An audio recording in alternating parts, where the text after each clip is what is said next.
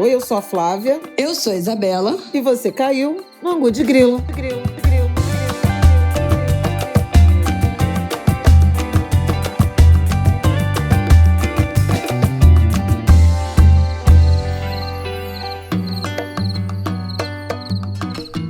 4 anos de Angu de Grilo. Mais um Angu de Grilo no ar. Boa terça-feira pra você. Episódio 201. Edição especialíssima, comemorativo dos nossos 4 anos de podcast no ar, que foram comemorados no último domingo, dia 27 de agosto. Gente, que emoção estar aqui há 4 anos e poder comemorar essa jornada, comemorar esses 4 anos, recebendo o magnânimo Ailton Krenak nesse podcast. Eu tô fazendo essa abertura depois que a gente gravou, porque a gravação foi desenrolando tão naturalmente, o papo foi fluindo tanto que não deu para fazer uma introdução digna de apresentar Ailton Krenak aqui. Então, quero começar com essa apresentação, que é extremamente importante se você não conhece ou se você já conhece esse grande ativista do movimento socioambiental e de defesa dos direitos indígenas. O Ailton Krenak é representante da etnia Krenak e um dos maiores líderes indígenas do Brasil, com reconhecimento internacional. Ele é autor de 6 livros que já foram traduzidos e publicados em mais de 10 países e é o favorito a ocupar a cadeira número 5 na Academia Brasileira de Letras. É comendador da Ordem de Mérito Cultural da Presidência da República e doutor honoris causa pela Universidade Federal de Minas Gerais e pela Universidade Federal de Juiz de Fora. O nosso papo foi inacreditavelmente maravilhoso. A gente falou sobre marco temporal, a gente falou sobre o censo indígena, a gente falou sobre o discurso, a presença do Ailton Krenak lá na Constituinte, em 87, o discurso dele histórico. A gente falou sobre o desastre de Mariana e os seus danos, na terra indígena Krenak. A gente falou sobre os livros, a gente falou sobre essa história da ABL e a gente falou, claro, sobre a importância da gente ouvir e sentir a terra. Foi uma conversa linda. Eu espero que vocês amem. Com vocês, 4 anos de Angu de Grilo com Ailton Krenak. Não, eu tive que começar a gravar de surpresa, porque vocês começaram a cantar junto. Esse começo. O que é isso? Mas acho que perdeu. Vai ser uma pré-introdução para os angulers entenderem. Krenak, meu mestre, esse aqui é o episódio, é a festa, é o presente que a gente está dando para nós mesmas e para os nossos ouvintes de 4 anos de Angu de Grilo, que é esse nosso podcast. Maravilha, então. De 2 mulheres. É aniversário. Uma edição e o presente é você. Especialíssima. Que delícia. Viva, viva. Então, primeiro agradecer por você ter aceito o nosso convite. A Isabela vai fazer uma abertura mais organizada, mas é que eu não queria perder esse início que a gente estava tendo de falar da nossa admiração, do nosso afeto por você, não só pelo seu trabalho, não só pelo seu ativismo, mas pelo homem mesmo que você é. Amoroso, disponível. Durante a pandemia, eu te acompanhei e você mesmo sem saber me acompanhou muito. Eu tenho falado isso por aí e falo agora, já falei com você em privado e torno público, né? O quanto que uma participação sua na nossa reunião de aquilombamento foi absolutamente fundamental para ajudar na travessia daquele momento de tanto medo, de tantas dúvidas, de tanto isolamento, né? Então, algumas lições de olhar para o céu, de ouvir Refazenda, do Gilberto Gil, que virou uma música, acho que das primeiras músicas que Martin, meu neto, aprendeu. Então, você tem um significado muito grande, não é só para o Brasil, para a nossa família. E eu queria te agradecer, antes de tudo, por isso. Axé. E aqui no Angu de Grilo também, né? Eu vou fazer uma apresentação formal, mas acho que todo mundo que ouve e acompanha a gente já ouviu né? A gente citando Ailton Krenak aqui. É um ser humano que dispensa apresentações, mas como a gente precisa apresentar, né, nome e sobrenome sempre, vou fazer essa nossa apresentação para a gente começar esse nosso papo muito especial de comemoração de 200 episódios, 4 anos de podcast no ar. Muito animada, muito nervosa, muito animada e muito feliz com esse que persistência, 4 anos. Nem maravilha. 4 anos é uma jornada, é uma jornada profunda. É o tempo de formar alguém numa universidade. É o tempo de tirar os meninos daquele estágio de letramento e levar eles para o colegial. Quer dizer, é uma jornada, é um tempão. Parabéns por Angu de Grilo fazer tanto salto ao longo desse tempo, saltando em tempos difíceis. Pois né? Porque pensar em 4 anos, de 2019 a 2023, os últimos 4 anos. Também são 4 anos muito significativos, né? Do ponto de vista da luta política, da própria existência de cada uma de nós, de afirmação, de religiosidade, do ponto de vista de fazer comunicação, de fazer jornalismo, durante a pandemia, durante um governo de muitos ataques, né, à imprensa, às comunidades tradicionais, aos povos indígenas, tempos de desastres, de grandes desastres, né, de grandes crimes ambientais também.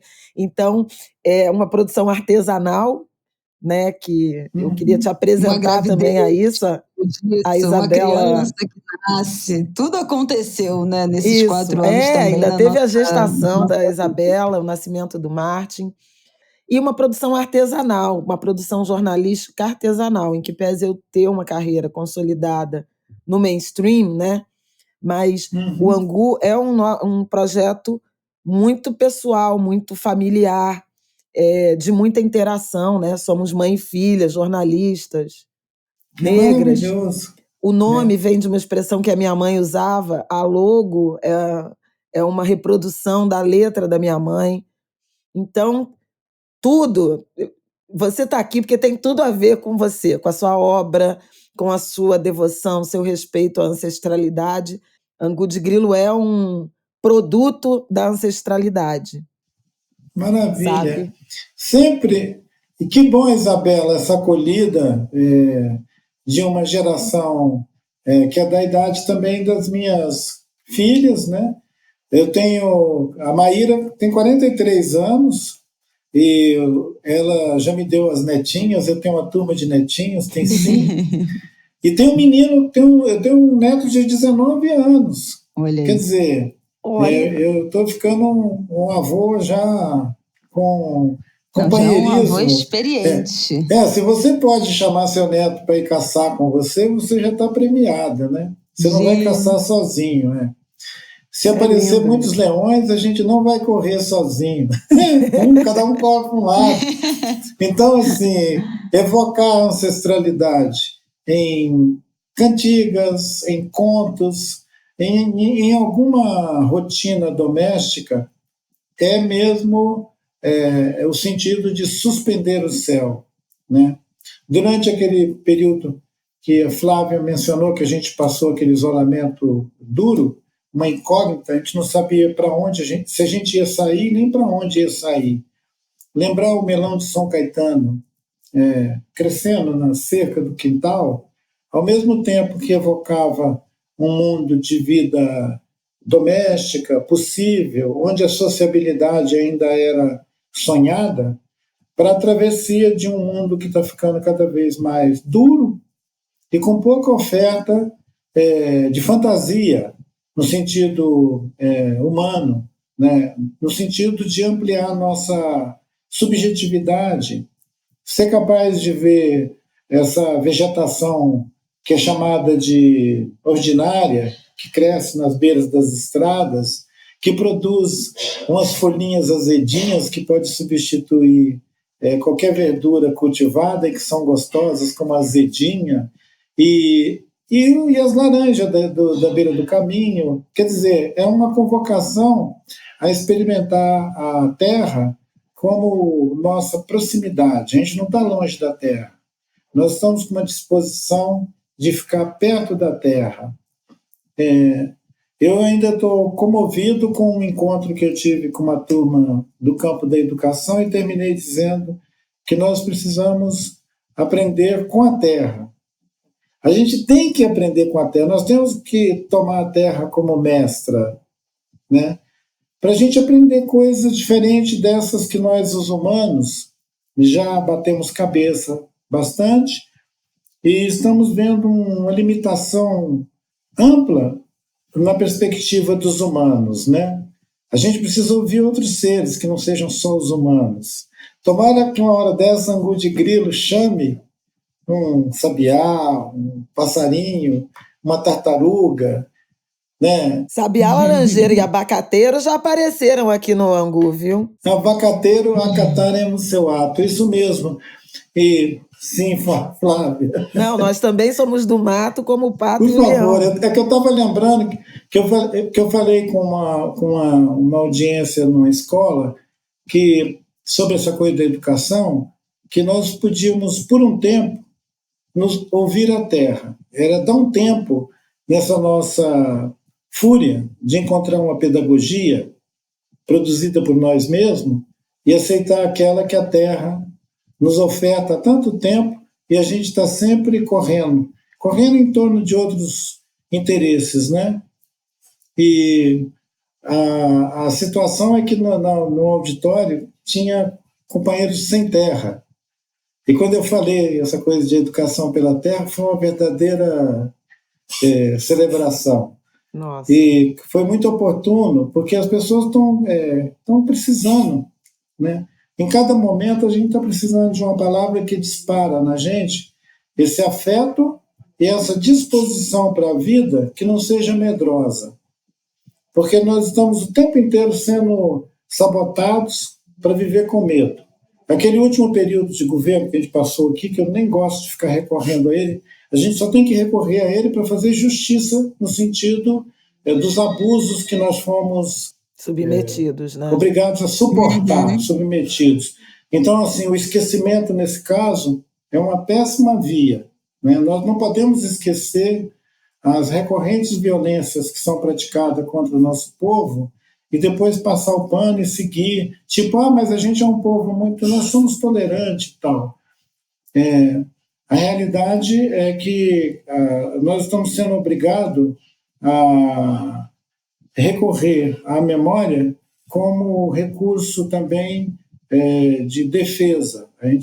A memória é uma defesa. É para nos defender do abuso, né? E cultivar nas novas gerações esse sentimento de que a memória é algo importante é uma das coisas que eu tenho feito. E vamos nessa, né, Isabela, lembrar os nossos filhos, netos, essas gerações que virão, que a memória é uma arma quente. Eu acho que isso é muito do que a gente fala, né, aqui no Angu de Grilo. A gente teve um episódio especial recentemente falando do censo quilombola, falando do censo indígena, falando do encontro nacional, né, das comunidades quilombolas que teve em Brasília alguns meses atrás. E a gente basicamente falou sobre esses múltiplos significados do que é essa disputa, né, do território, que não é só uma demarcação geográfica, uma equação matemática do que significa estar naquele pedaço específico de terra, que tem as subjetividades, que tem a relação íntima, né, com os elementos da natureza, que tem questões, enfim, religiosas, espirituais envolvidas, ancestrais, para além de só uma, né, questão de o parentesco. Traz muito essa ideia do parentesco. Essa era a última pergunta, mas eu vou ter que antecipar, porque a gente sempre cita aqui no Angu de Grilo ideias para adiar o fim do mundo, em que você fala da relação de parentesco que a montanha é o meu avô. E eu acho que, enfim, Maravilha. ilustra perfeitamente, né, isso tudo que foi dito, mas é uma frase, uma coisa que a gente sempre cita aqui para exemplificar qual é essa relação dos povos originários e também dos povos tradicionais, né, com a natureza. O atu minharé, o atu minharé, o atu boquinha uit, o buruma mangutré. Hey, hey, hey, hey, hey, hey, hey. Falar com o rio, falar com a montanha, falar com o melão de São Caetano na cerca crescendo, falar com tudo que nós nos afetamos, que cria parentesco, né? Tem um antropólogo amigo nosso que fala que na maioria das culturas indígenas que ele pôde se aproximar, ele viu que tem um desejo, expresso um desejo de inventar mundos e fazer parentes, no sentido de fazer parentesco. Buscar parentesco com os outros seres é fazer mundo, é sair da mesmice, é escapar dessa ontologia colonial que estabelece, inclusive, uma ideia arbitrária sobre o parentesco que só pode acontecer nos termos da biologia. Né? Tipo, alguém para ser meu parente tem que ser ao menos humano. Precisa ser ao menos humano. E diferente dessas cosmovisões, onde alguém que nasceu humano em algum lugar pode ser parente de um afilhado do Sol, da Lua, das estrelas. Então, na cosmovisão Yanomami, conversando uma vez com meus parentes Yanomami, eu entendi que o Sol, que é uma pessoa, tem um genro que é Yanomami. Então, o Sol é uma pessoa. Ele é implicado, quer dizer, ele não é indiferente. O Sol não é uma estrela indiferente. Ele é interessado na gente. Ele é interessado no que está acontecendo com a gente. O jeito Yanomami de pôr isso em movimento é quando o pajé precisa fazer alguma coisa que está num âmbito, digamos, cósmico, ele pode pedir para alguém que está lá no Sol ajudar ele. A gente sabe que os nossos mestres, quando eles movimentam essas forças cósmicas, na cura, na resolução de problemas e tudo, eles recorrem ao parentesco deles com seres que estão além da nossa ideia de humanidade. Muito além. Quer dizer, os humanos são só uma parte das pessoas que nos interessam. Tem todas as outras que nos interessam e que não tem nada a ver com esse negócio de humanidade. O Krenak... No Ideias para Adiar o Fim do Mundo... Não, desculpa, continua, porque eu quero te falar sobre o Sol, já que você tratou do Sol e agosto. Fala do Ideias. Só um minutinho. Em Ideias para Adiar o Fim do Mundo, eu fiz uma provocação quando eu procuro descentrar esse humano, sua excelência humano, em favor de outras existências, que eu chamo de não humanos, por falta até de uma expressão mais que venha mesmo atender esse propósito de uma outra epistemologia, né?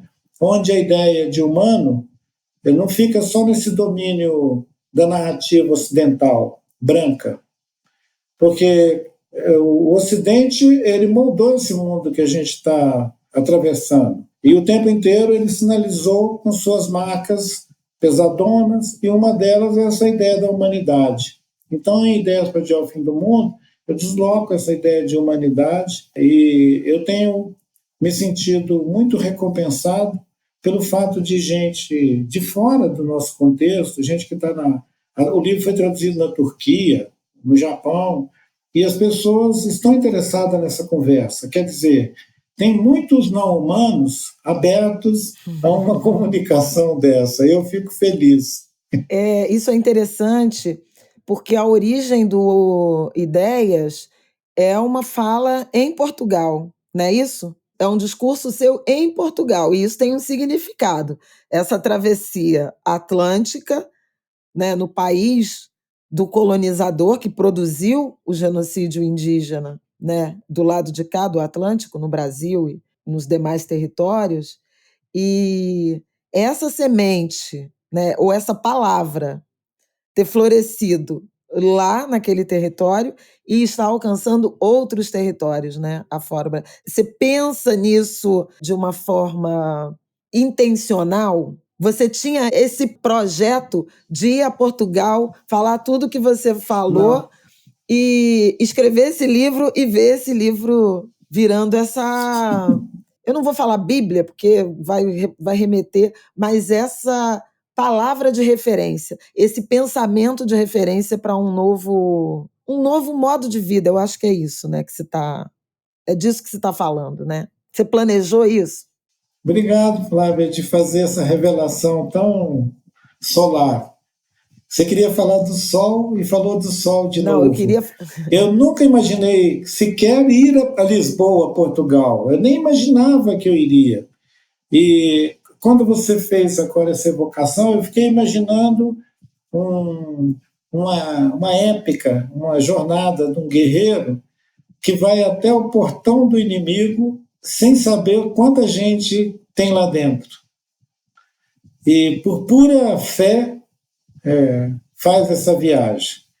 E o resultado disso é um balaio cheio de surpresa, que a gente vai poder ir tirando ao longo do tempo, e tirando a surpresa lá de dentro.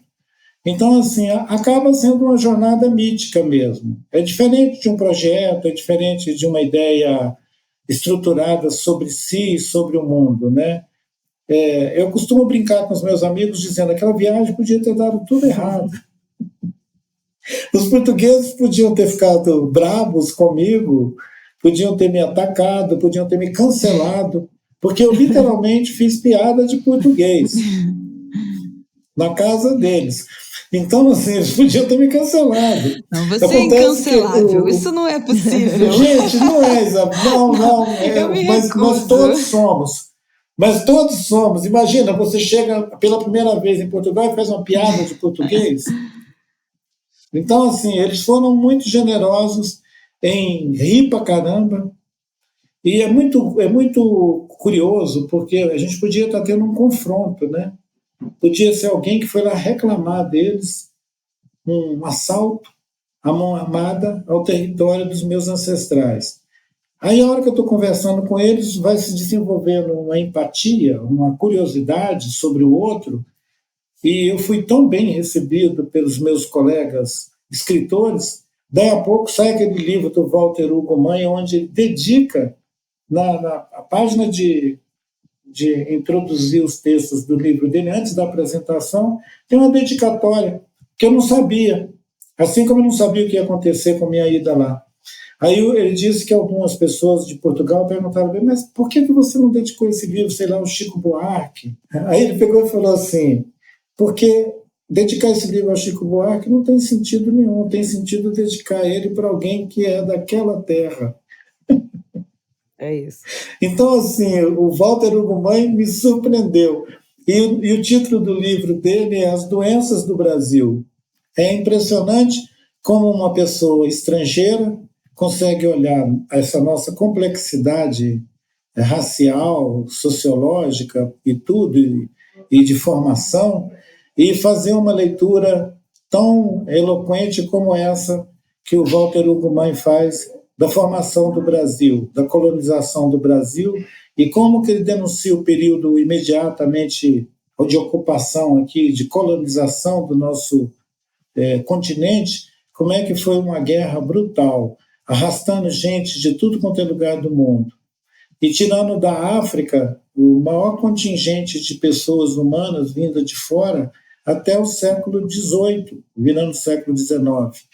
Aqui tinha alguns brancos, eram nós, os indígenas e os negros, que carregávamos essa plataforma continental nas costas. Depois os brancos vieram para cá no século XIX, e é impressionante como que eles vieram muitos mesmo.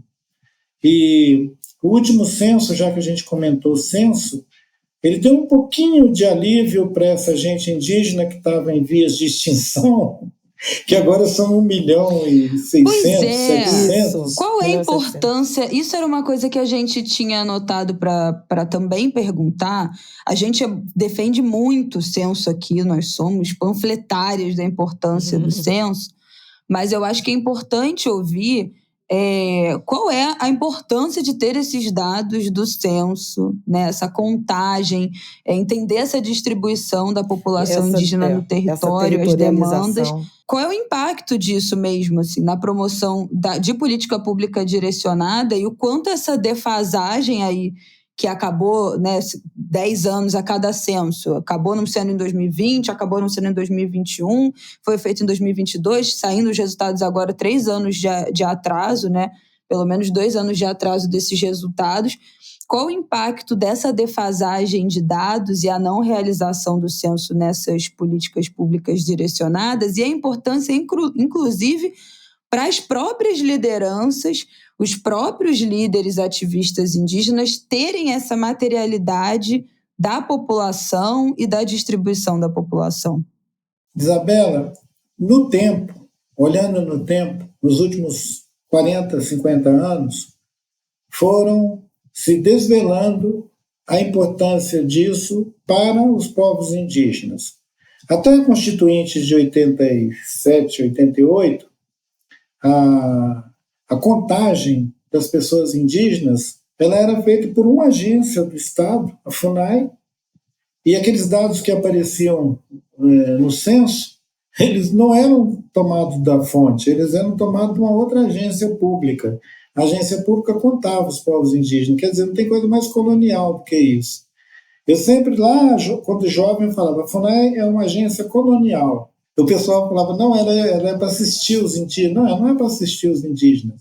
A FUNAI é uma agência que o Estado brasileiro perseverou, da mesma maneira que a Inglaterra, a França, tinha as agências coloniais delas na África e em outros lugares do mundo para controlar a população, controlar a dinâmica populacional e tudo. A FUNAI usa isso para controlar a nossa dinâmica. Tutela, né? E a tutela, através desse instrumento de tutela. Eu até assustava as pessoas quando eu dizia isso é um instrumento de apartheid. É uma ferramenta do apartheid. Da colonização mais arcaica, eles conseguiram trazer isso até o século XX, XXI, e não tem vergonha na cara. Mas aí tem uma contradição fundadora, que alguém vai dizer, mas se não tivesse essa agência, vocês já teriam sido esmagados pelo latifúndio. Vocês não iam ter lugar para viver, porque os fazendeiros, o garimpo, a mineração, ia avançar em cima de vocês. Isso tudo tem a ver com censo, na medida em que nós nem sabíamos quanto nós éramos há 30, 40 anos atrás. De lá para cá, os anúncios vêm parecendo assim como se fosse lançamento de novos produtos, né? Os indígenas que iam acabar agora são 280 mil. 10 anos depois, eles são 470 mil. No outro censo, falha um, vem o outro, eles chegam a 970 e tantos mil. Daí a pouco eles viram 1 milhão. A hora que os indígenas atravessaram a linha de risco absoluta de ser 1 milhão de pessoas, é um escândalo. Para essa gente que Darcy Ribeiro e que os irmãos Vilas Boas preconizavam que a gente ia acabar no século XXI. Quer dizer, nós somos uma prova dos 9 de que nem sempre essas projeções sobre população, sobre as condições materiais para a vida vão se dar, nem sempre a sociologia, a antropologia, as ciências humanas conseguem decifrar. Eles ajudam a gente a compreender, mas a gente não pode ficar também acreditando que são oráculos, né? Nós vamos continuar... Até porque de oráculos a gente entende, né? Não são exatamente os brancos que entendem de oráculos. Não são eles que vão saber quando a gente vai desaparecer ou aparecer. Mas voltando ao fato objetivo, da gente estar tendo uma divulgação agora de um censo atrasado, ele também já está dando a oportunidade para algumas pessoas dizer que o IBGE, né, precisa voltar a ser a agência com a valorização, com os investimentos e com o interesse do Estado brasileiro no seu funcionamento. E que esses dados publicados agora, tem gente que já está reclamando que eles deveriam ser revistos, porque eles podem ter sido colhidos num momento muito desfavorável para você contar a população, que foi quando a gente estava sendo governado por um sujeito que dizia que danem-se os indígenas, os quilombolas, e danem-se a Amazônia e o Nordeste. A gente ainda está vivendo um ambiente de uma violência nos espaços que prejudica a nossa compreensão do que o censo traz agora, esse censo. Quando ele conta a população negra, a população indígena, os brancos, e contam também os pardos. Eu tive um encontro totalmente casual com a Cotirene, e a nossa querida rainha me perguntou o seguinte: meu irmão, como nós vamos fazer com essa questão que envolve pardos e indígenas, que está aparecendo agora nos dados do censo? Nós precisamos ter uma política própria nossa, dos povos, que aborda essa questão da disputa instaurada pelo censo, de quantos pardos são indígenas e quantos, nessa condição criada pela história do Brasil, de pardos deveriam estar no censo declarando-se como população negra, né? Aí ela, óbvio, é uma mestra, ela dissertou sobre como isso está determinando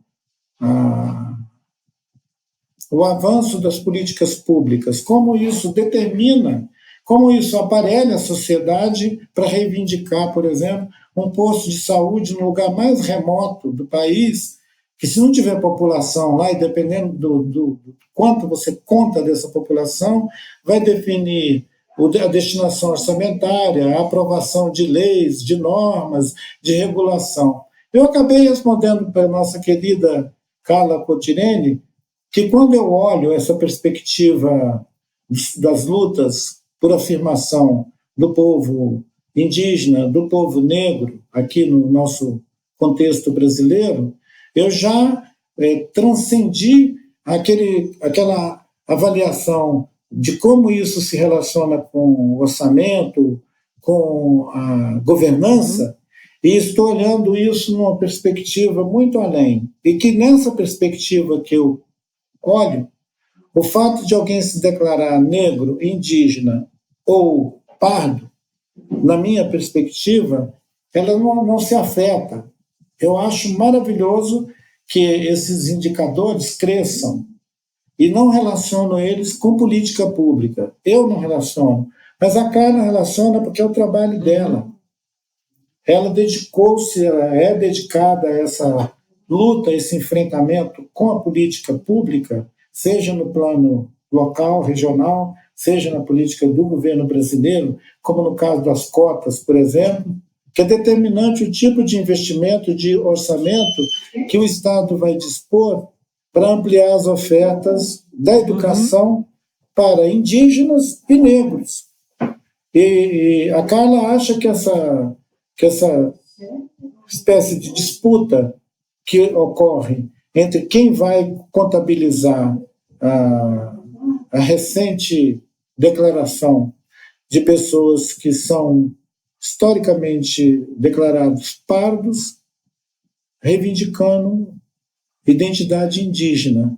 Ela acha que isso atrapalha as negociações políticas, o planejamento político, dos serviços que chegam para essas comunidades via governo.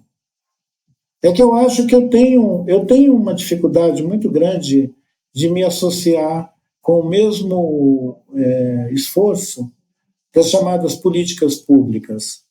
Talvez porque, historicamente, os povos indígenas nunca foram muito amiguinhos desse aparato que faz a gestão da vida, a coisa do Estado, né? E a gente sempre ficou longe. Eu costumo dizer que naquele desenho da Casa Grande e da senzala, a Casa Grande e a senzala, os indígenas ficavam tucaiano de fora do terreiro. A imagem é muito ideal, né? A gente lá de fora, a gente não ia para o terreiro.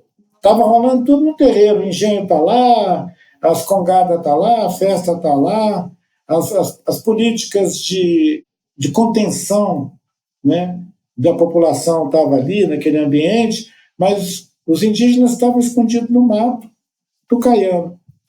Então, assim, essa imagem, que pode parecer muito esquemática, é ela que me orienta na relação com a coisa do Estado. E agora a gente tem o Ministério dos Povos Indígenas. Isso.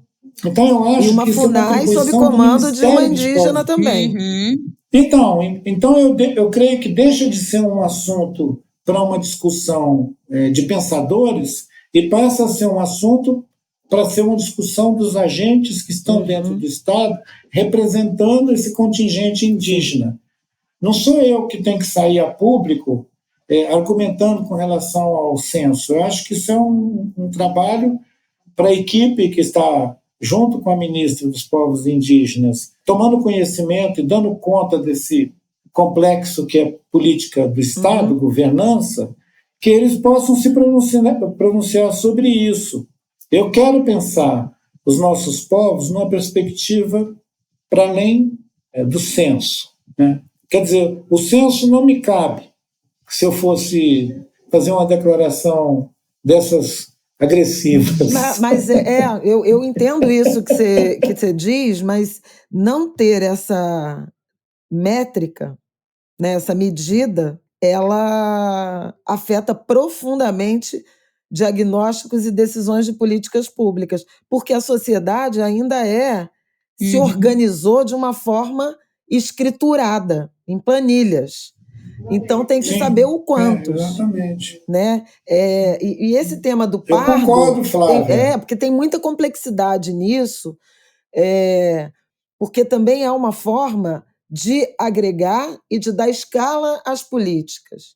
Quando você vai desagregando, você vai, em alguma medida, inviabilizando. O movimento, a construção dessa ideia de uma negritude que alcança os pretos e os pardos, ela foi consolidada a partir do movimento negro para chamar atenção para a escala, o tamanho da exclusão.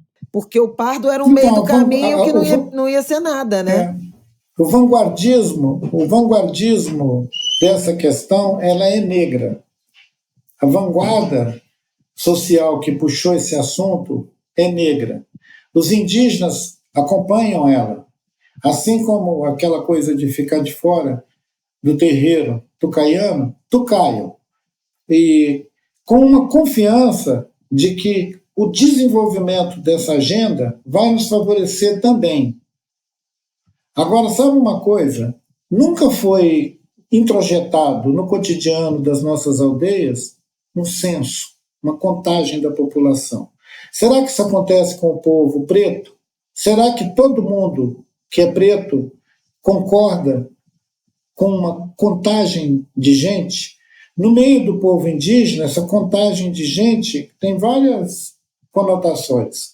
E eu me lembro, quando jovem, rapazinho, a gente conversava com os velhos sobre nossa contagem, que a FUNAI, que o governo fazia da gente, e eles costumavam dizer para a gente, olha, isso não é importante para nós, isso é importante para eles. Quando perguntavam a uma aldeia que tinha 600, 800 pessoas, sabidamente, né, na vida doméstica sabia-se que era 600 e 800, perguntavam quantos vocês são lá? Eles falavam, a gente é mais de 100. De 100 é infinito. O que é? Você entendeu? O que você acha que é ser mais de 100?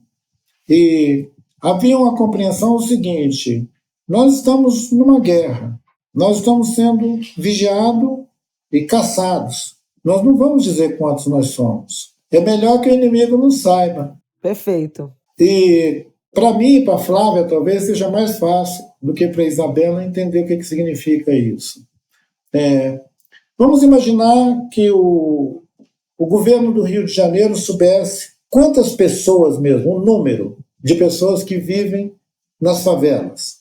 Tivesse um censo mesmo, objetivo de quantas pessoas vivem nas favelas e quais as condições que essas pessoas vivem nesses territórios. Como é que é a questão da habitação, a questão do acesso à água, como é que é a questão do acesso, do deslocamento lá dentro daquele território, como é que é a questão da autonomia desses territórios. Se o Estado brasileiro tivesse se interessado por nós, essa pergunta estava na ponta da língua, essa resposta a essa pergunta estava na ponta da língua. Acontece que o Estado brasileiro não quer saber. Nós estamos sendo, ao longo do século XX e agora no século XXI, governado assim, meio que no tranco. Sim.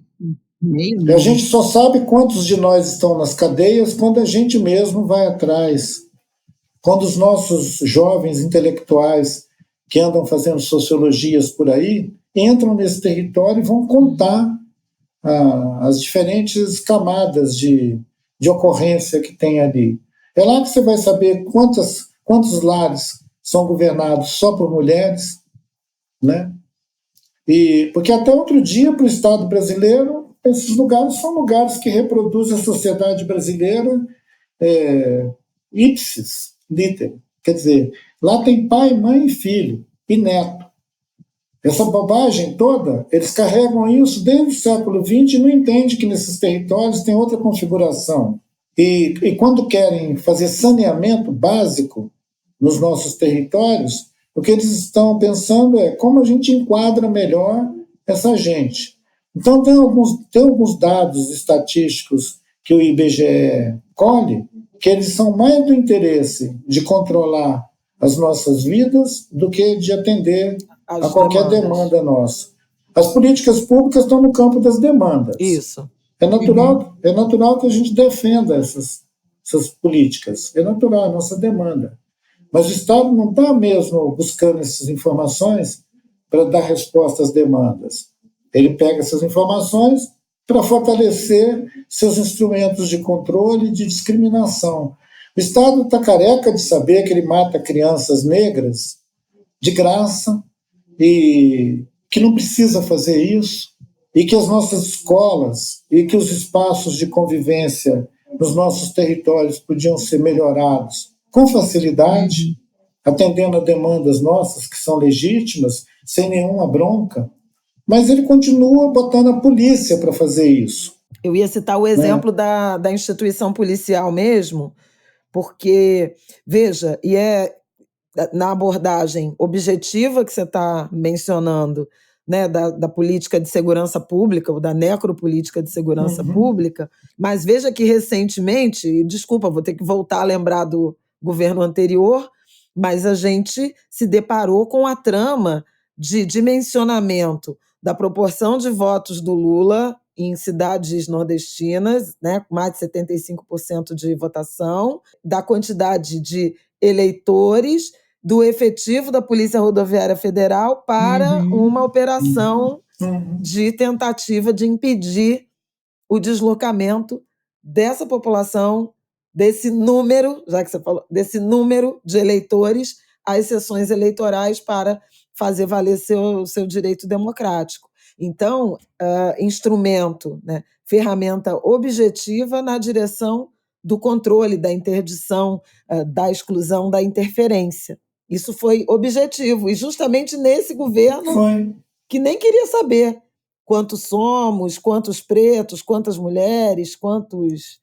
Além das blitz, várias comunidades indígenas, a gente também viu denúncias disso, né, nesse segundo turno, ficaram sem o transporte também para serem um transporte que seria, né, fornecido pelo Estado para ir até suas sessões eleitorais no dia do segundo turno, no dia das eleições. Foram denúncias paralelas aí que aconteceram junto com a história das blitz nas rodovias. Então, também essa relação. Isabela, eu acho maravilhoso que a gente tenha conseguido escapar daquela elipse e está num outro lugar agora, onde a gente pode olhar isso já na perspectiva, como a Flávia disse, de voltar naquele governo, né? A gente não precisa habitar aquele lugar, a gente pode refletir sobre ele sem ter que estar subjugado àquela violência toda. E agora, a potência que nós temos de olhar aquilo e de fazer uma crítica, e até de avançar algumas ideias que estavam muito instituídas para nós sobre o censo, se abre a partir desse momento, quando a gente sabe que o IBGE ficou sem orçamento, ficou sem profissionais, eles mandaram muita gente embora. Quase metade. Eles queriam botar... ameaçaram, inclusive, teve gente que falou, vamos acabar com esse instituto. Eu me lembro que eu escutei declarações de gente que dizia que o IBGE não tinha utilidade, era para acabar com aquilo. Para que gastar dinheiro? Gastar dinheiro contando a população. Quer dizer, tem um tipo de gente que acha que realmente é por aí, né? Para que gastar dinheiro? Eu acho que o censo ele se constitui numa matéria complexa, extensa, não só aquele que foi entregue agora, os relatórios, que a gente precisa ter a oportunidade de conhecer eles, mas também a própria instituição do IBGE e a política com relação ao censo, a gente deveria nos aproximar mais, a gente deveria ter mais proximidade do aparato, a gente não ficar só como cliente do relatório do IBGE, participar como coadjuvante, né? Agora que a gente tem esse Ministério dos Povos Indígenas, eu acho que o Ministério dos Povos Indígenas deveria reivindicar uma cadeira na comissão, no comitê, no GT, que conta a população indígena. Pronto, está feita aqui a reivindicação registrada no Angu de Grilo. O referido é verdade, dou fé. Dou fé. E essa reivindicação chegará ao IBGE, que inclusive está com um presidente novo. E esse debate, ele obviamente continua na direção de uma contagem em 2025, justamente para tirar uma outra fotografia de um momento mais sereno, menos tensionado, menos violento da sociedade brasileira, quanto foi a apuração do censo, que seria em 2020 e terminou em 2023, né? A apuração durou até o final de maio de 2023. Eu quero mudar um pouquinho o rumo da prosa, eu fiquei devendo a fala do Sol, é que quando você falou do Sol como um parente, como uma pessoa, né? É essa palavra que você usa, e todo o significado para os Yanomamis, que, aliás, são o enredo do Salgueiro, escola de samba aqui do Rio de Janeiro. Que parece que tem a melhor safra de sambas na disputa. Lindo. Eu ouvi um, vou te mandar até. Vou te mandar um que eu ouvi que eu acho que você vai gostar, com uma carga de indignação muito interessante. Mas eu estava pensando na cosmovisão também dos pretos, né? Dos iorubás, dos africanos, pensando o sol como divindade, né? Como orixá. E aí eu falei, eu tenho que falar do sol e de agosto, porque a gente está no mês de Obaloaê, ou Molu, que é o orixá da cura, né? Da doença e da cura, é o dono da terra e é também o sol do meio-dia. Então, é muito curioso como mitos e ritos, né, herdados de África dialogam tão intensamente, tão profundamente com mitos e ritos dos povos indígenas. E aí, quando você fala a gente precisa ouvir a terra ou pedir a ajuda do sol, isso é uma coisa, para mim, absolutamente natural, introjetada, né? Inclusive a relação com o invisível, justamente por acreditar nesse poder de divindade. Eu não diria parentesco. Não é dessa forma que a religião de matriz africana se relaciona, né, com as forças da natureza. Mas é uma relação de subordinação. Sim, eu gostei muito de... Fiquei tocado pela lembrança que você nos traz de que nessa cosmovisão, onde os parentescos se dão de uma maneira tão vasta que não distingue aqueles que vieram com o evento da criação de mundo, e aqueles que criaram o mundo. Tem uma história tupi, que é uma das histórias mais difundidas aqui na América do Sul, né? O povo tupi, por ser mais numeroso ao longo da história toda e por ser um dos mais antigos também, é o mais antigo tronco linguístico e tudo, dizem que Sol é uma pessoa. Na língua Krenak, Sol é Tepó. Tepó. Ele é uma pessoa, ele é Tepó. Tepó é Ré. Tepó é Tchá. Tepó é Ré. Então, esse Sol, esse Sol, nos primórdios, num tempo muito, muito, muito, muito incontável, ele era uma pessoa, um sujeito, dentro de uma aldeia, numa família. E a irmã dele é Lua. Então, Lua e Sol habitavam a mesma casa, mesma família. E o surgimento da Lua é um evento incestuoso que aconteceu nessa família. Os dois irmãos namoraram, né? O irmão Lua, que ficou com o rosto pintado de genipapo, foi para virar esse astro, essa entidade, Lua. O Sol, irmão de Lua, é essa entidade que tem parentesco com os terráqueos. Ele tem parente porque ele nasceu no meio dessa gente. Ele não estava fora. Nessa cosmovisão, ele não está fora. Ele está presente, ele está dentro. É por isso que ele pode ser parente. A gente não precisa reverenciar ele assim como ente anterior à nossa existência. A gente celebra ele como um ente do nosso contemporâneo. Não importa se esse contemporâneo é bilhões de anos, milhões de anos. Quer dizer, é uma relação com o tempo, com o espaço, com a ideia mesmo de ancestralidade tão ampla que pode ser a resiliência para um tempo difícil, onde quase são extintos, mas continuam sobrevivendo. Aí depois tem um respiro, aí cresce a população, aí volta a acreditar que vamos atravessar o pior e experimentar outros mundos, mas sempre numa confiança cotidiana, aquela ideia do aqui e agora, do presente aqui, do futuro aqui, de que a gente é capaz de criar outros mundos, pensar outros mundos. Se a gente é capaz de pensar outros mundos, a gente já tem um pouquinho do caminho andado para criar outros mundos. Desobjetificar, né? É essa coisa as pessoas, do sol, da lua. Os seres, né? Isso é uma ideia muito presente em você. As pessoas, os seres, É muito curioso que a gente falou exatamente de contar, né? Nesse encontro maravilhoso, a gente falou de contar pessoas, contar gente. E estamos agora alcançando essa outra poética, que é não objetivar nada. Experimentar essa fluidez que a experiência de estar vivo. Eu quero te perguntar uma coisa, antes da gente retomar o nosso roteiro que está completamente subvertido. Quando você fala ouvir a terra, você está falando de uma experiência sensorial? É literalmente deitar no chão ou pisar na terra sensorial, descalça? Escutar com o corpo, rolar na terra. Deitar na terra.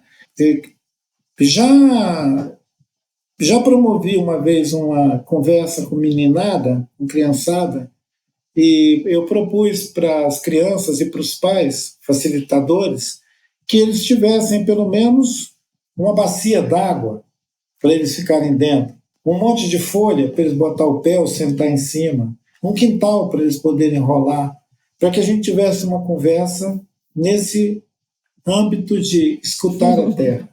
Eu falei, para escutar um ao outro, nós estamos usando esse aparelho, esse microfone, esse fone. Para escutar a terra, a gente precisa de outros meios. E nós podemos ser capilaridade desse organismo terra. Para a gente ser capilaridade do organismo terra, a gente tem que estar misturado com ele, misturado. Eu costumo falar muito daquela inadequação de um adulto, uma mãe, uma tia, falar para a criança, você está sujo, olha, sua mão está suja de terra, vai lavar a mão, não põe a mão no chão, não põe a mão na boca, não põe a mão no não sei o quê. Então, assim, se separe, sai fora, se higienize. Então, essa ideia higiênica, essa ideia exageradamente higiênica, que foi imprimida, que foi impressa nos cotidianos, ela serviu também como recurso de discriminar quem é sujo e quem é limpo. Então, tem uma espécie de um contágio moral desse tipo de epistemologia, desse tipo de observação sobre o cotidiano, sobre os meninos, as meninas, sobre crescer, sobre tornar-se adulto. Se a gente imagina uma educação da terra, nós vamos experimentar um outro tipo de, digamos, ontologia. Aí sim nós vamos começar a beirar esse oceano que a gente cita, às vezes, uma cosmovisão, mas a gente cita sem fazer nenhum movimento até chegar perto. Um movimento até chegar perto implica largar para trás algumas coisas que nós fomos constrangidos a agregar no nosso corpo, que não tem importância nenhuma, que é uma bobagem. Na verdade, é a colonialidade, né? É a colonialidade vestindo roupa na gente, camadas de roupa na gente. Então, a gente não vê isso como uma agressão. A gente, às vezes, assimila, bota roupa, né? Vai botando aquelas roupas, até uma hora que a gente começa a perceber um incômodo absurdo disso, né? E quando consegue reagir, decide com que roupa a gente pode ir, né? Com que roupa? Isso é uma coisa que a gente fala muito. Você me convidou. Não no ângulo de grilo, mas eu acho que, né, mãe, assim, na nossa vida pessoal, é algo que a gente sempre circunda esse debate, também a partir do nascimento do Martin, como na nossa família nunca existiu esse pudor com o corpo, né, essa coisa de ficar sempre vestido o tempo inteiro, da importância que a gente vê de colocar ele para brincar com terra, com as plantas e se molhar de água. A decisão que eu e meu marido a gente fez de colocar ele numa escola, numa creche que tivesse um quintal enorme, que ele pudesse se jogar na lama e pisar na terra e brincar com a terra. E o pavor que a gente tinha nessa busca de um lugar, né, de uma escola para ele ficar, desses ambientes todos acolchoados.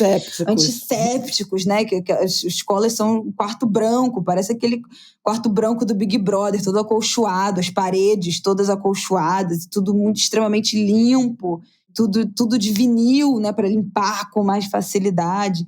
Então, como isso é uma coisa que a gente fala muito e que eu acho que ter uma criança também, né, que é um ser humano, um ser despido dessas intervenções, né, no começo da vida e que desafia a gente o tempo todo, né? Meu filho não usou sapato durante o primeiro ano de vida inteira. A avó ficava apavorada. Não vai botar um sapato nessa criança? Só vive descalço.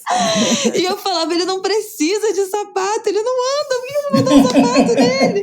E ele, hoje em dia, entra no carro, tira o sapato. Chega em casa, às vezes quer ficar de sapato, às vezes tira, às vezes sai do banho, eu quero ficar pelado, eu não quero botar roupa, eu quero ficar pelado. Então a criança desafia a gente o tempo todo, né, com essas nossas construções, essas nossas performances sociais. Às vezes ele vai descalço. Né? Não, então meu filho vai descalço, quando a gente chegar lá, se quiser botar o sapato, bota. Às vezes tá no meio da rua, quer tirar o sapato, tira. Vitamina S, tá lá, tá sujo, depois lava, tá tudo bem. Então eu acho que a gente é o tempo todo provocado e eu acho que cabe a nós estar atentos também para aceitar essa provocação, né? Não querer dar a última palavra. Não reagir. Exatamente. Não reagir sanitariamente. Tem muitas das nossas reações com relação a essa disposição do corpo de pegar o sol, de rolar na terra, muitas das restrições elas são de caráter higienista. Parece que é um valor, mas não é valor, não é bobagem. Durante a pandemia, você tinha mais era que lavar a mão, evitar contágio, botar máscara e tudo. Mas passou aquela experiência traumática, Você não precisa ficar mantendo aquilo agora como uma prática. A gente sabe que a gente passou por uma experiência traumática e a gente tem que se desfazer dela para seguir vivendo. Essas recomendações higiênicas todas, agora elas são muito mais chatas e rigorosas. As crianças vão para a escola, agora são muito mais patrulhadas. Voltamos ao controle, a patrulha é muito pior agora. Voltamos à Quer dizer, acontece uma controle. desgraça com a gente, os caras aumentam a patrulha, volta ao controle, volta a ideia do controle ao invés de ser do afeto, né? A possibilidade de regenerar o organismo, de dar resiliência, criar resiliência, de animar para uma experiência viva do ser, ele vem de afeto, ele vai ser produzido com afeto, ele não vai ser produzido com controle. Isso é que a gente deve considerar como, sei lá, como motivação.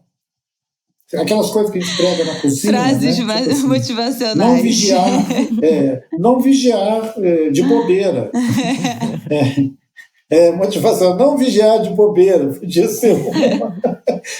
Você só pode vigiar quando você souber o que você está fazendo. Porque senão vira como é que chama? Vira reação, como é que chama? Esses impulsos. É verdade, mas reflexo, né? O menino está mexendo no carro, você chega e dá um tapa nele. Vamos voltar para o nosso roteiro, que o seu tempo já está também, já estamos abusando.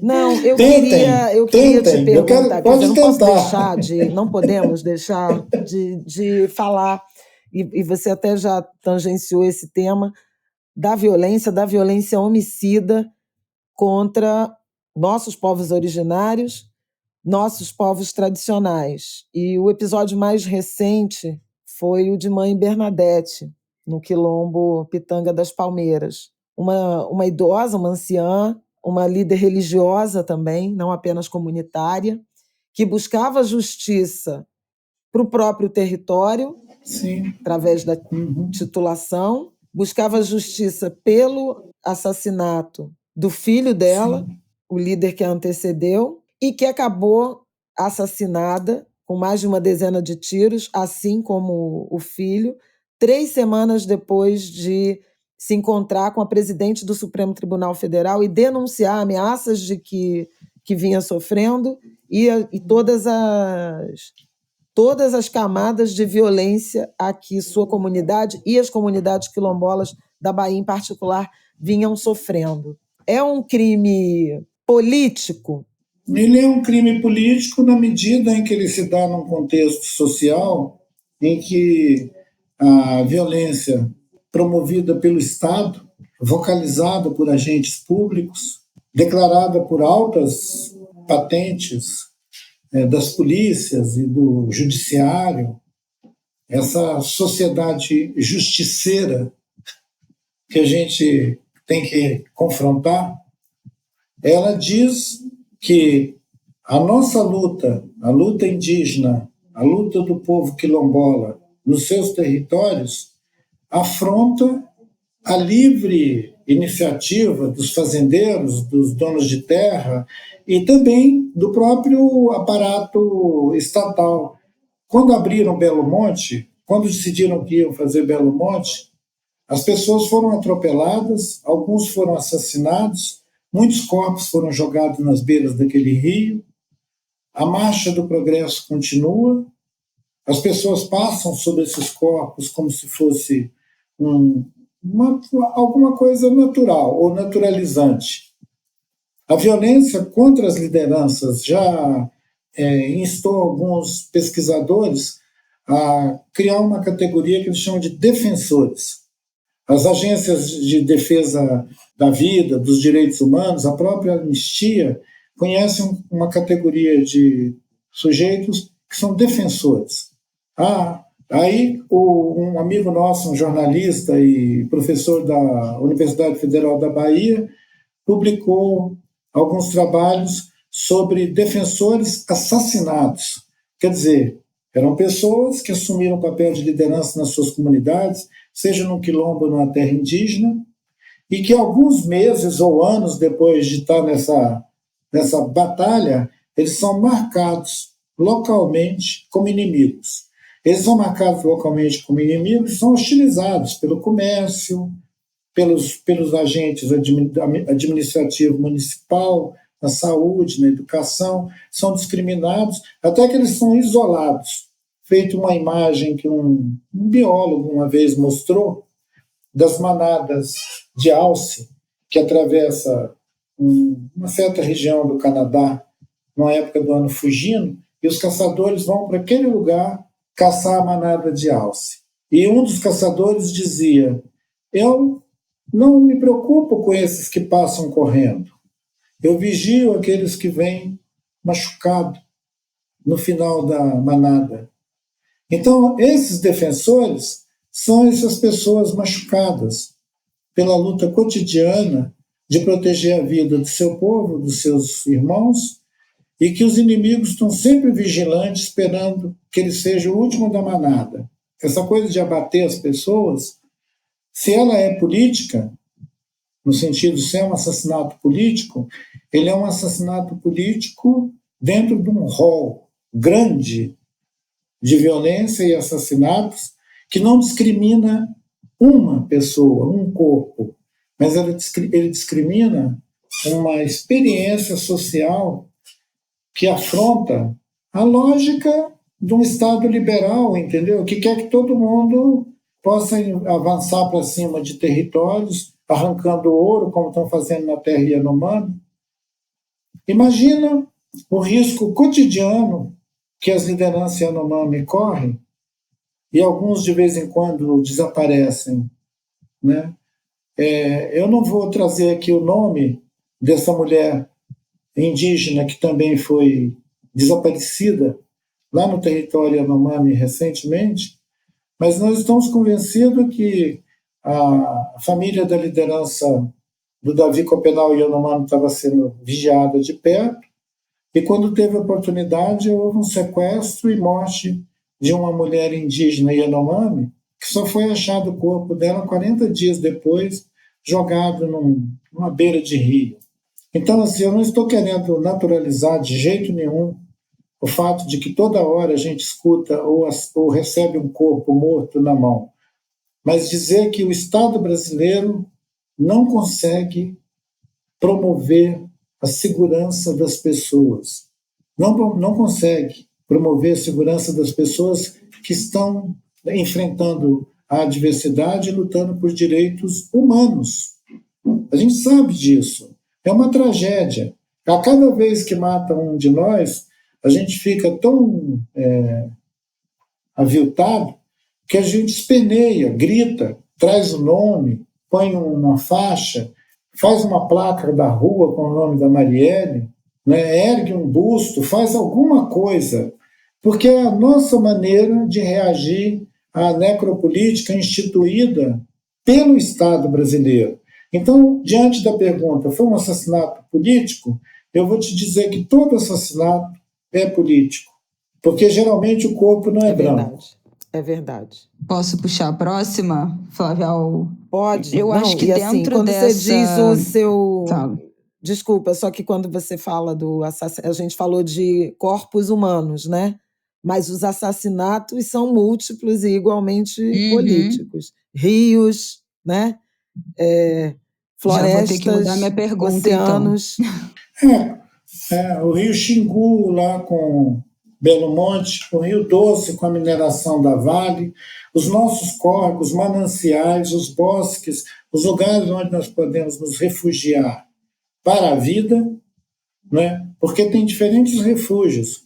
Tem o refúgio de se esconder da violência, mas tem também o refúgio para a vida, né? Que são os quilombos, que são os lugares de autonomia. E a gente tem que ter a liberdade de buscar esses lugares de autonomia sem o risco iminente de uma bala. Uma cultura que cria a expressão bala perdida, uma cultura que consegue instituir esse sentido, ele renunciou à vida, a possibilidade de garantir a vida para todos, não é isso? Então, que essa nossa liderança quilombola, aviltada por essa violência do latifúndio, que seja investigado, que a gente saiba quem maquinou mais esse vou seguir a pergunta, porque extermínio, né? foi citado aqui para os nossos ouvintes que não sabem, a terra indígena Krenak está localizada no Médio Rio Doce, no município de Resplendor, em Minas, um território que foi profundamente afetado, não só pela mineração, mas com o desastre de Mariana. Esse desastre foi em 2015, né, o rompimento da barragem. Primeiro, se foi possível alguma regeneração, recuperação, como é que está esse território hoje? E também agora a gente está abrindo um novo debate sobre a exploração de petróleo na foz do Rio Amazonas. É um filme que a gente já viu, né, repetir essa mesma história de exploração, com pouca preocupação com os riscos e danos, potenciais danos imensuráveis? Isabela, o Rio Doce, o Atu, os Krenak, ele está com o mesmo diagnóstico da semana em que aquela lama passou lá. É o mesmo diagnóstico. Ele sequer saiu da UTI. Ele está na UTI. Aquele organismo está todo empesteado de material suspenso. Aquela lama está no fundo de uma calha de 600 quilômetros de lá, já é rocha, e parece que o fato do piso do rio ser uma rocha, ele consegue manter o estado de adoecimento do rio mais prolongado do que se a bacia fosse o chão de areia. Se os barrancos e o chão fosse material mais em movimento, talvez aquela lama fosse embora. Quer dizer, a gente ia despejar tudo aquilo lá no Atlântico, né? Porque quando a lama desceu a primeira vez, ela foi parar em Abrolhos. Ela parou de ir para Abrolhos, mas ela está no fundo do rio.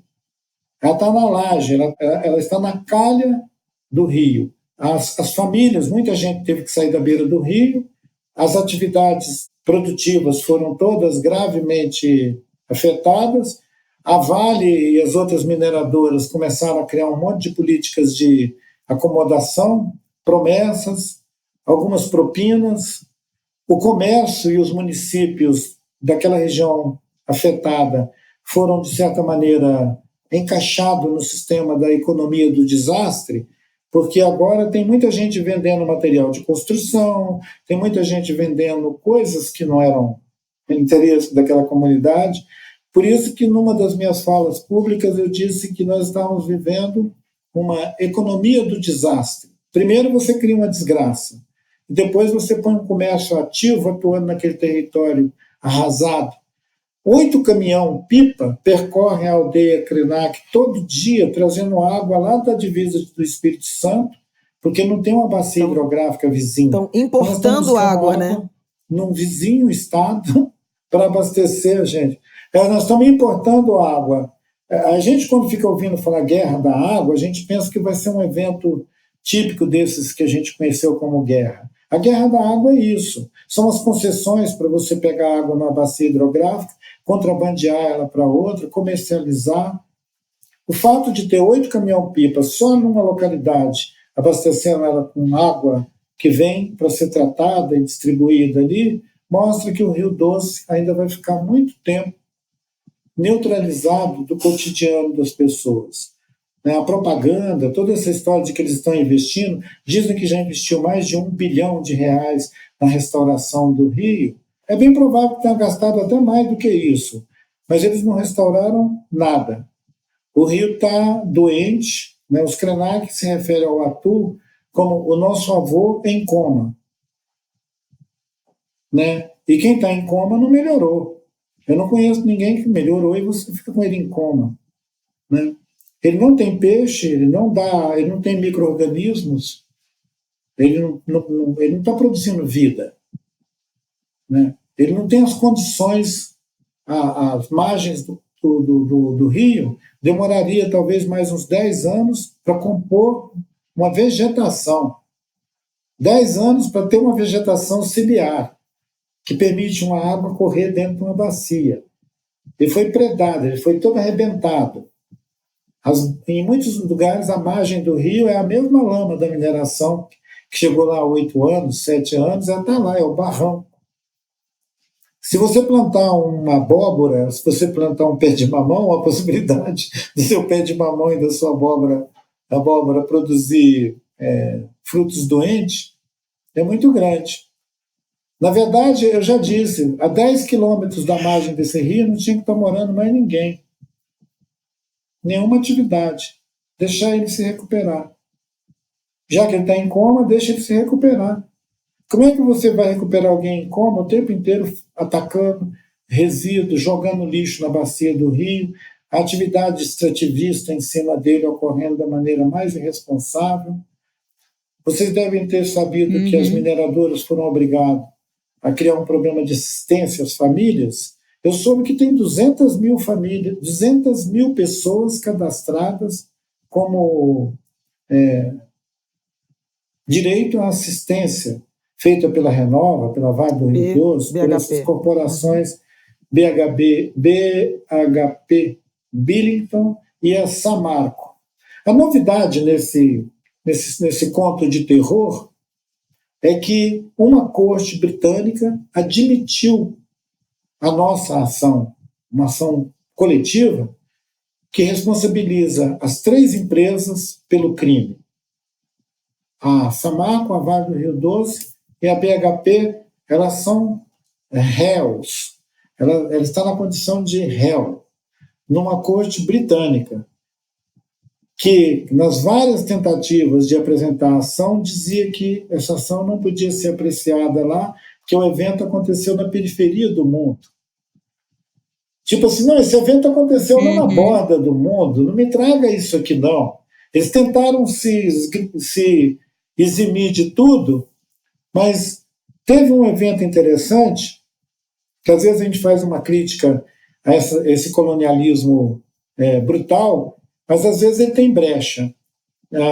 Os advogados, que tem gente advogando em 3 escritórios em várias regiões do mundo, foram e insistiram numa espécie de corregedoria acima das cortes, né?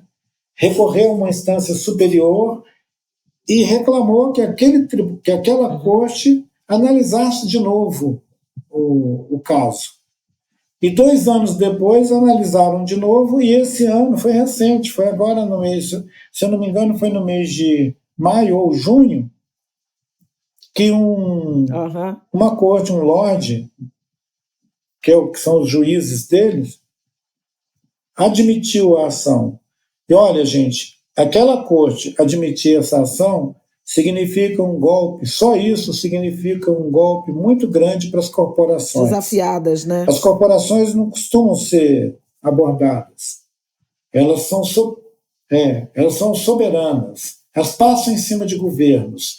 Então, por uma circunstância muito temporal, a gente está tendo o reconhecimento de uma corte na Inglaterra que vai conter a fúria desses 3 grandões gigantes aí, e se estima que uma multa de alguns trilhões e uma condenação a todos os sujeitos que tinham vínculo administrativo com a coisa pode ser a decisão dessa corte. É claro que eles vão recorrer de todas as maneiras para não gastar mais dinheiro ou para gastar mais dinheiro. Mas nós estamos vigilantes. E o que é curioso é que, como a ação demorou muito, ela começou com 30 mil, com 60 mil, agora ela tem 200 mil pessoas. Onde é que a gente assina também? Com certeza.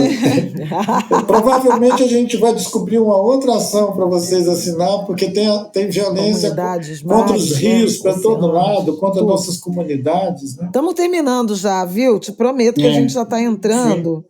Tem da nossa última penúltima pergunta, porque eu quero trazer uma memória. A memória, e a gente já falou assim, já tangenciou esse tema, mas da participação política e da sua participação na Constituinte, na Assembleia Nacional Constituinte. não havia um deputado indígena e alguns direitos importantes, né, para os povos indígenas foram assegurados a despeito dessa ausência de representação objetiva, né, pelo voto. E eu queria que você nos lembrasse, a Constituição está em vésperas de fazer 35 anos, daquele seu momento na Assembleia Constituinte. Nós temos alguns angulers, né, nossas ouvintes, são muito jovens e talvez nem tenham ideia, como outro dia a gente estava rememorando a participação das mulheres, também sempre minoritárias, mas que também conseguiram garantir, por exemplo, o direito à igualdade, e hoje é um ativo importante nas brigas jurídicas, enfim, com vitórias ou não. E eu queria que você lembrasse para a gente dessa experiência corajosa, porque você falou de Portugal, que eu parei no portão do inimigo, sem saber o que tinha lá dentro, e nesse caso você entrou... Lá não só parou, pentado para a guerra, literalmente. Né? Eu queria que você lembrasse um pouco disso e no que essa vitória te contenta, no que aquele momento te contenta em relação a 35 anos depois vendo o Brasil, ou te frustra? Flávia, aquele instante ele ficou impregnado. Eu fiquei impregnado daquele instante. E é como se você tivesse levado um porre. Uma ressaca que durou. Que durou. E se alguém te convida de novo, você fala, não, obrigado. Tanto que nas sucessivas eleições que houveram depois da Constituinte, e alguém me perguntava, e você não vai ser candidato? Para mim aquilo era tão remoto, nunca teve sentido essa pergunta para mim. E mais recentemente, como você citou, as mulheres indígenas assumiram um protagonismo surpreendente. Elas também não imaginavam que iam conseguir esse acesso ao parlamento, né, ocupar esses espaços de decisão numa instância de poder político do Estado, porque elas sabem que o Estado é colonial, que aquele aparato é perigoso. Entrar lá dentro correr um risco de vida. Né? Quando o jovem, e eu pintei meu rosto e entrei lá naquele ambiente, eu já sabia do perigo que era, eu já sabia da violência que era. E se tem alguma memória boa daquilo, é o fato de eu ter escapado vivo. Não, isso é coisa beça. Não, de fato. Escapei vivo. Escapei vivo, quer dizer, não tem nenhum luxo. De novo com aquele negócio com que roupa. Eu não saí com roupa nenhuma de lá, porque foi uma situação grave, uma experiência radical. E tanto foi radical que a maneira dos inimigos responder a isso foi produzindo essa excrescência jurídica que se chama marco temporal. Esse documento ele é uma reação à vitória que nós tivemos no plenário do Congresso Constituinte. Objetiva. Uma reação objetiva. E é um artefato tipicamente golpista, porque ele não se dá à luz da discussão, ele se dá nas bordas, no corredor. Um ministro faz uma instrução normativa, ali pelo 3º, 4º ano de exercício da Constituição brasileira. A Constituição foi homologada, não é isso? Promulgada. Isso. A gente entrou no ano de 90, 91, 92. Quando é 93 que o Fernando Henrique substitui o Collor, não é isso? 91, 92... Itamar, depois Fernando Henrique. Fernando Henrique é 93 ou já é 94? 94, ele é eleito em 94 e assume em 95. Assume em 95 e põe o ministro Nelson Jobim na Justiça. E a semelhança do que alguns outros ministros da Justiça andaram aprontando na nossa história republicana, o Nelson Jobim também resolveu aprontar. Ele é o autor da instrução normativa que pretextou o marco temporal. Porque como tinha uma ação normativa que questionava a competência do princípio que está no artigo 231 da Constituição, que estabelece o que é terra indígena, ele foi lá e pegou uma vírgula e transformou ela numa instrução normativa, dizendo que ali no lugar daquela vírgula deveria entrar uma regulamentação do capítulo da Constituição. Regulamentar o capítulo da Constituição. Acontece, gente, que do jeito que o artigo 231 e o 232 estão no corpo da Carta Magna do Brasil, ele não tem que receber nenhuma regulamentação, não, ele tem que ser respeitado. Cumpra-se. Então, em vez do ministro da Justiça dizer cumpra-se, ele falou, tome um bilhetinho aqui para você voltar depois, que é o marco temporal. Eu sempre digo que o marco temporal é uma excrescência jurídica e que eu nem me deixo, nem me ponho a debater ele. Porque ele tinha que ser um documento sério para que eu debatesse ele. Como ele é um golpe, ele é um artefato do golpe, eu nem discuto ele. E quando parece que tem um debate dignificante de especialistas na Constituição discutindo ele, para mim isso é um circo. O professor Dalmo Dallari me disse, há mais de 20 anos atrás, esse marco temporal, ele é inconstitucional. Ora, se ele é inconstitucional, não tinha nem que ser discutido pelos ministros do STF, eles tinham que falar, essa coisa é inconstitucional. Aí eles ficam fazendo aquele jogo esquisito, disseram que em setembro vão tomar uma decisão sobre isso. Ora, por que eles já não fizeram isso? E é muito curioso como não, que o e dependendo da político... interpretação não ajuda nada, porque diz, se já passou muito tempo, se foi impossível de... O voto do Alexandre de Moraes, do ministro Alexandre de Moraes, tão festejado, inclusive, pela defesa necessária da democracia, mas é um voto para não resolver, porque envolve indenização ou substituição. Eu até escrevi uma coluna no Globo dizendo isso.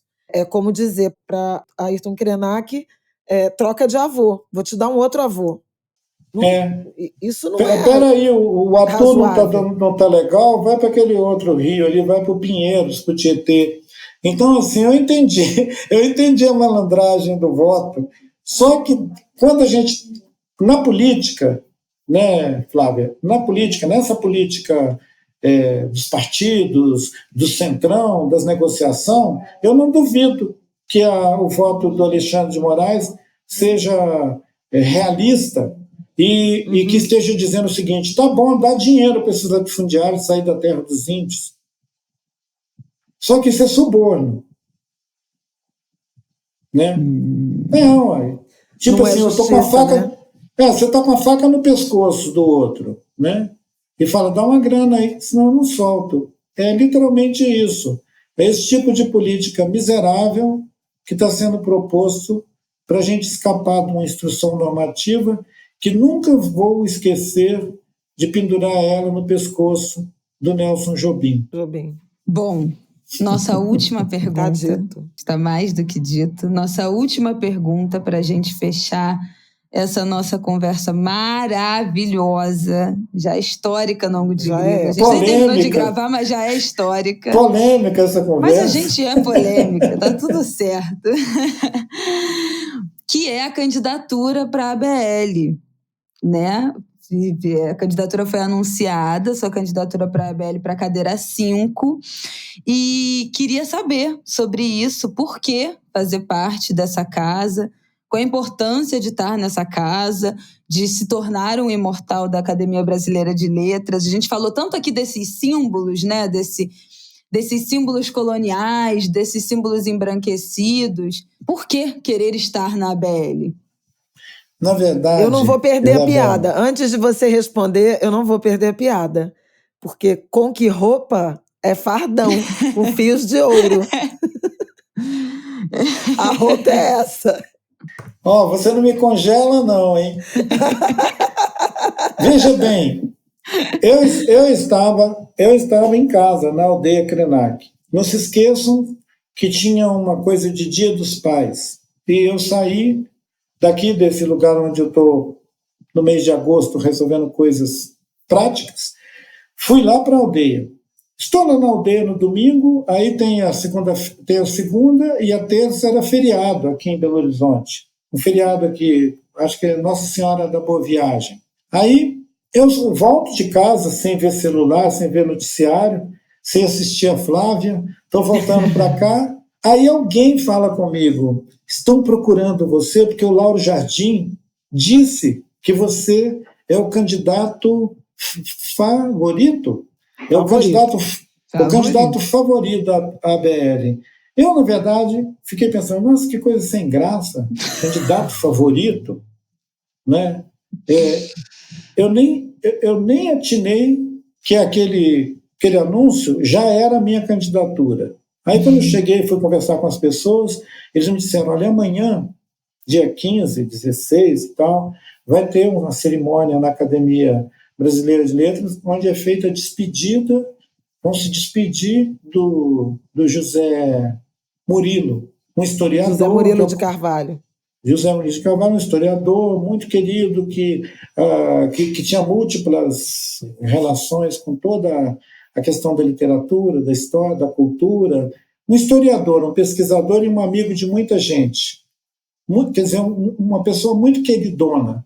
E agora você vai para a cadeira dele, e a cadeira dele já foi da Raquel de Queiroz, ou é a cadeira da Raquel de Queiroz. Eu comecei a me familiarizar com o jargão, com a conversa toda, e eles me disseram, depois que se despedirem dele, vai abrir uma sessão de inscrição à cadeira. E você tem que mandar uma carta para a academia se inscrevendo. Eu falei, mas como eu tenho que escrever uma carta? Está parecendo aquela história do namoro, né? Tipo assim, disseram que é sua namorada. Mas como disseram que é minha namorada? Você tem que escrever uma carta para ela, porque disseram que é sua namorada. Então disseram que a BL era minha namorada, eu tinha que escrever uma carta para ela. Eu fiquei, fora de brincadeira, o primeiro sentimento foi constrangimento. Não vou esnobar, né? Aí o pessoal lá da minha casa falou comigo, olha, você não é mais jovem. Você vai fazer 70 anos. Você já fez um monte de coisa. Você vai deixar passar essa oportunidade? Ela não volta. Eles não vão te oferecer daqui a 10 anos, quando você estiver com 80, uma cadeira na academia. Se eles estão dizendo que você é o candidato favorito, deixa o seu candidato favorito. Você não precisa fazer nada. É favorito. Então, eu estou vivendo a experiência de ser favorito da Academia Brasileira de Letras. E isso tem um certo sabor, porque é uma casa que poucas vezes acolheu, né, pessoas diferentes dos homens brancos, né? Não é uma casa, nunca foi, tradicionalmente não é uma casa acolhedora às mulheres, aos negros, quiçá aos indígenas. Seu parente, Daniel Munduruku, teve 9 votos, né, na tentativa de candidatura. Nossa Conceição Evaristo teve 1 voto. 1 voto? Não dá para acreditar numa coisa dessa. Eu não sabia dessa estatística, não. Que Daniel só teve 9 votos e Conceição foi apreciada com 1 voto. Eu estou com uma turma ao meu redor, que são da literatura, que estão entusiastas com a minha candidatura. Eu falei com eles, olha, quem criou Mateus, não é assim? Que o embale.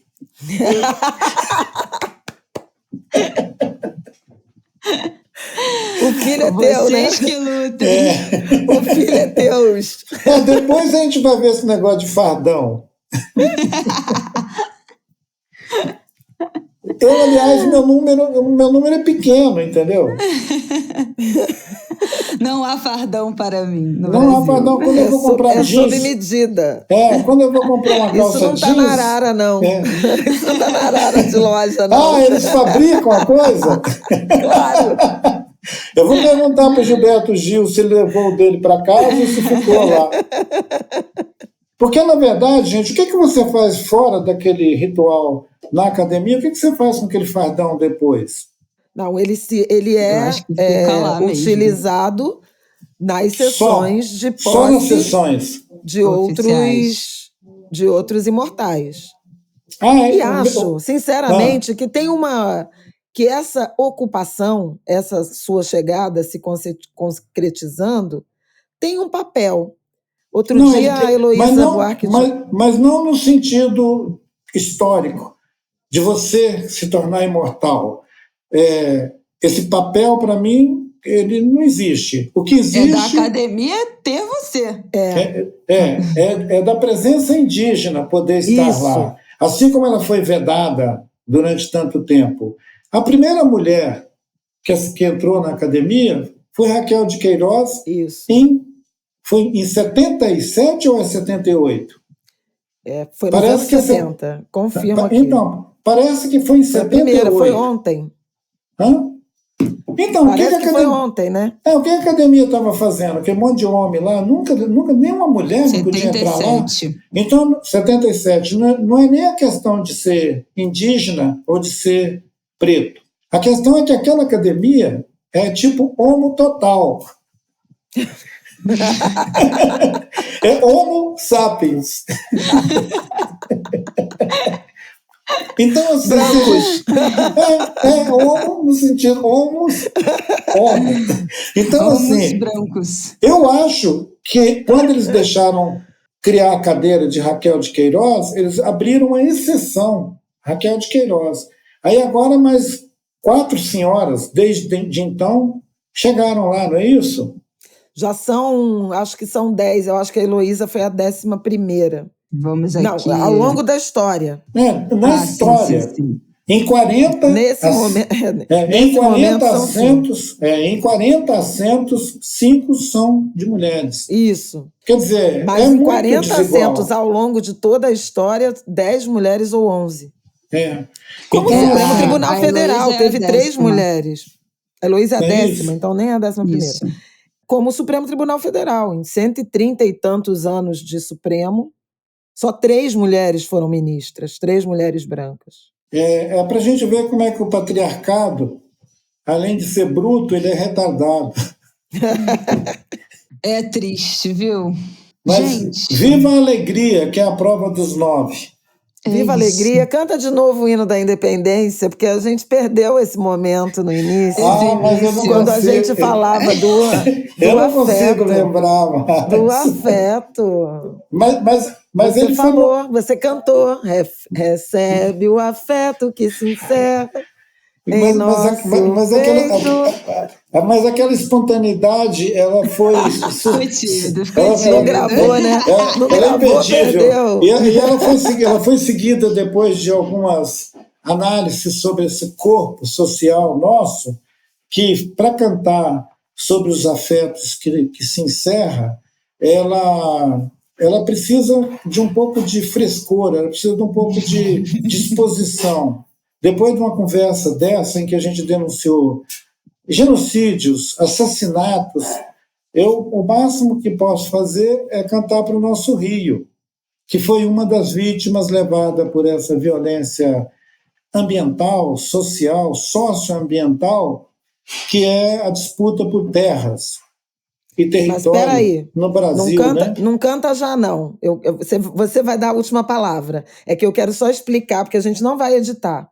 E eu quero explicar que antes da gente gravar, a gente começou falando desse afeto meu, da Isabela, por você, da sua relevância para a nossa vida pessoal, familiar, comunitária, nacional, de ativismo. E aí você puxou esses 2 versos do hino da independência. E falou assim... É incrível a gente ainda encontrar... Pois é, ela começou imediatamente. Finalzinho. Que era você dizendo o seguinte: é incrível como a gente ainda pode ter afeto, guardar algum afeto diante de uma história de tamanha brutalidade que é a história brasileira. Então, é para quem não vai compreender esse início, tem que entender o fim, quando você diz, depois de tudo isso que a gente conversou, esse afeto aqui não está cabendo, não. Que é um pouco isso. Então, vamos cantar para o Rio. O atu minha ré, o atu minha ré, o atu poquinha uit, o burum amangotre, he, he, he, he, he, he, he, he, he, he, Eu te amo. Ai, viva, viva, viva! Krenak, eu te amo muito. Ai, foi incrível. Muito obrigada. Muito obrigada. Só agradecer por essa conversa. Foi uma honra, um privilégio, uma delícia. Angulers, nossos ouvintes, não tem nada mais pra gente falar, né? Só agradecer, agradecer e acompanhar o trabalho desse gigante que, enfim, né? Que é imenso, que a gente já conhece, que a gente vai seguir falando mais ainda agora nesse podcast. As luzes da casa estão piscando sozinhas, tá? Olha aí. Pessoas fazendo acender. A terra dando os sinais. Queridos. O sol, tem o sol brilhando aqui, acendendo e apagando, piscando. A gente evocou todo mundo, né? Viva! E a energia respondeu. Olha aí. Para quem sabe interpretar e ouvir, as respostas vêm muito rápido, né? A gente já falou disso por aqui também. É isso. Olha como acende e apaga.